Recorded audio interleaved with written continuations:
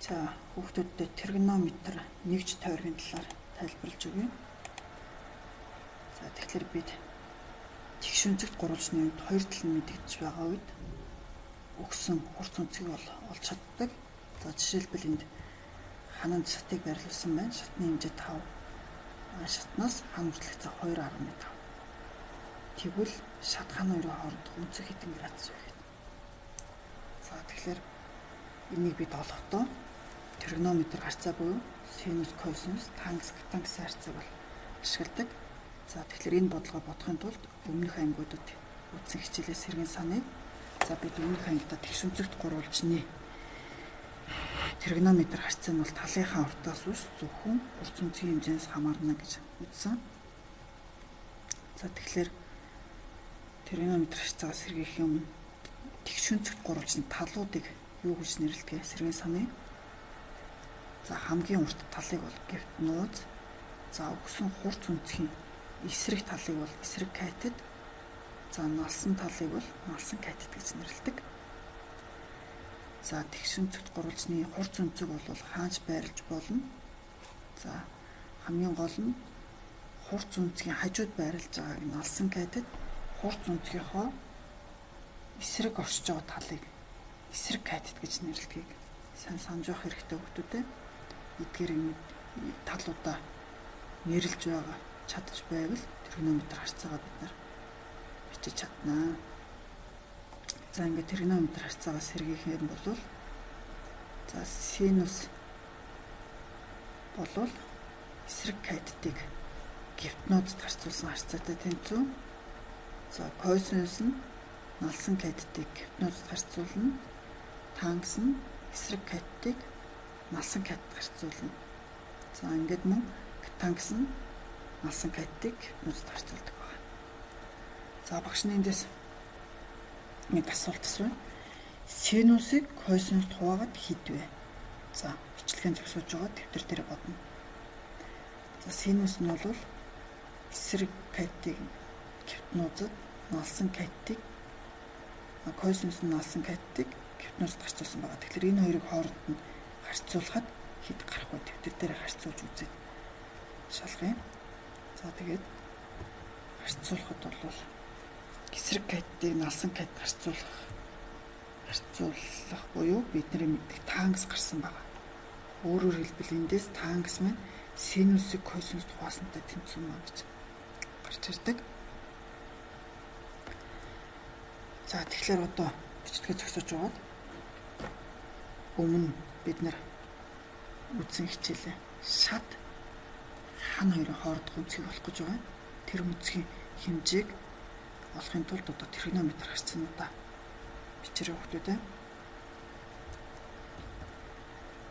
За өмнөх хичээлээ дахиад сэргийх юм бол эсрэгийг катетыг гипнозд хуваахад синус, налсан катетыг гипнозд хуваахад косинус, эсрэг катетыг налсан катет харьцуулахад тангенс гардаг. За хичээлээ баттгая. За тэгшүнцэгт гурвалжны талууд нь өгсөн хурц үнцгийн хэмжээнүүд өгсөн байна. За тэгвэл энэ дээр дөрвөн тригонометр харьцаагаа бичье. Өөрөөр хэлбэл синус 45, косинус 45, тангенс 45, котангенс 45 градусд хэдвэ гэдэг харьцаануудаа бичье. Бичлэгийн зогсоож байгаа бичээрэй хүүхдүүдээ. За жишээ нь та нарт синус 45, косинус 45 өөрийн хэмжээ ижил гарсан байна. За дараагийн дасгал. За энд 30 градус дээр дөрвөн тригонометр харьцаагаа дөрвөлөн бичнэ. За мөн 60 градус дээр бас бичнэ. Тус бүрт нь бичнэ. За ингээд бичээд гарах юм бол жишээ нь та нарын синус 60 градус, косинус 30 градус хоёр тэнцүү. Синус 30, косинус 60 градус хоёр ч тэнцүү харагдж байгаа.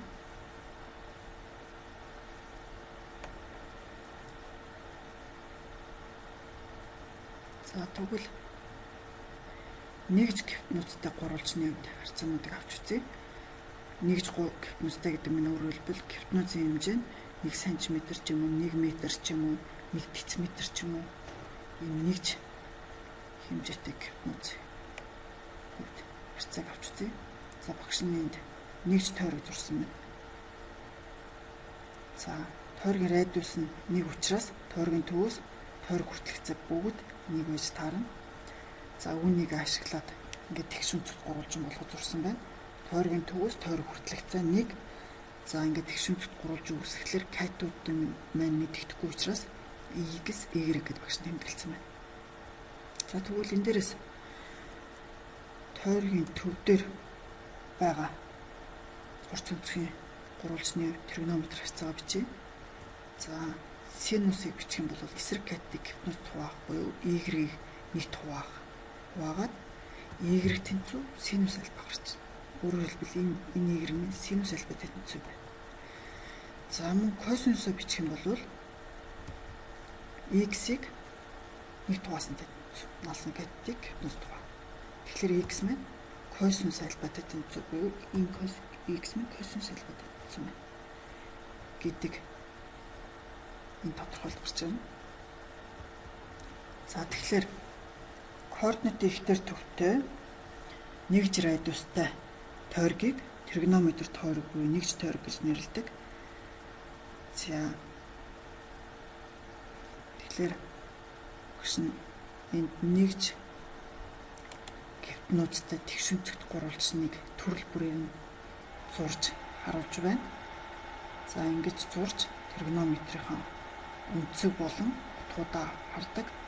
За энд багш нь тэгш үнцэгт гурвалжныхаа Y-ийн хэмжээг тэг болгож үзсэн. Ингээд Y-ийн хэмжээг тэг болгох юм бол косинус тэг градус нэгтэй тэнцүү. Синус тэг градус тэгтэй тэнцүү болох нь харагдаж байна. За өөрөөр хэлбэл энэ дараа тэгш үнцэгт гурвалжин болгож зурх юм бол энэ цэг маань бид нар цэг тэмдэглэлийг X, Y гэж тэмдэглэдэг. Тэгвэл бидний X маань косинус, Y маань синустэй тэнцүү учраас бидний цэг косинус синус гэж цаашдаа тэмдэглэгдэх нь. За тригонометри утгуудыг хэрхэн тооцоолдог гэсэн үг дахиад харъя. За сая нэгж радиуст тэгш үнцэгт гурвалжин байсан. Тэгш үнцэгт гурвалжныхаа Y-ийг тэг болгосон. Энэ үед косинус тэг градуст нэгтэй тэнцүү, синус тэг градуст тэгтэй тэнцүү. Харин тангс тэг градуст тэгтэй тэнцүү байна. За мөн тэгш үнцэгт гурвалжныхаа X-ийн хэмжээг тэг болгох юм бол косинус 90 градуст тэгтэй тэнцүү, синус 90 градуст нэгтэй тэнцүү байна. За ингээд гих мэтчлэнгээр ингээд цаашаа тригонометри утгуудаа гаргаж ирдэг. За энд сая бид нарын энд 30 градуст бид нар X, Y гэж цэгийг тэмдэглэдэг бол бидний X косинустэй, Y синустэй тэнцүү учраас энэ цэгийн эхний утга нь косинусын утгыг, хоёр дахь нь синусын утгыг заана. Тэгэхээр жишээлбэл энэ косинус 60 градуст 2-1, синус 60 градуст 2-ны язгуур 3 байх. За сая бид нар энд X бол косинусын утгыг заана гэсэн. За дахиад нэрэвчлээд харъя энд.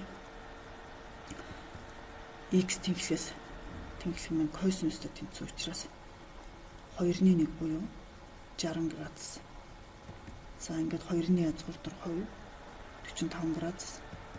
2-ны язгуур 3 30 градус.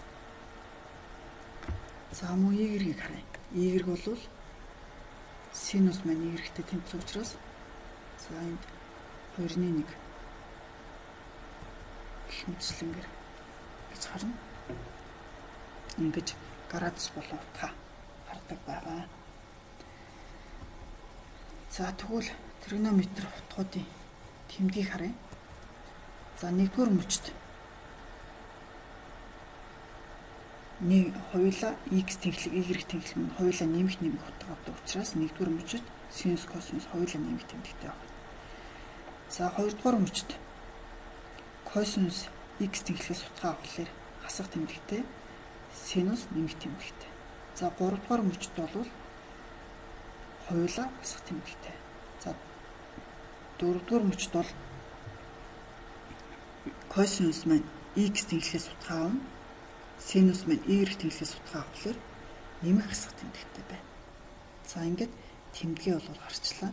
За энэ тэмдгийг тригонометр утгаа гаргаж хэрэгэлдэг байгаа. За жишээлбэл 1-р мөчт бүгд нэмэх тэмдэгтэй, 2-р мөчт косинус нь хасах синус нэмэх тэмдэгтэй, 3-р мөчт хоёулаа хасах тэмдэгтэй.